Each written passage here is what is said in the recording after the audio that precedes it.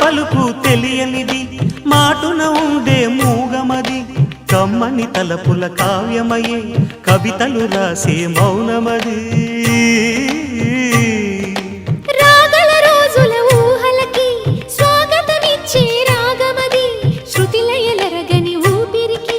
స్వరములు కూర్చే గానమది ఋతువుల రంగులు మార్చేది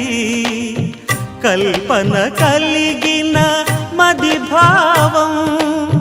బ్రతుకును పాటగా మలిచేది మనసున కదిలిన మృదునాదం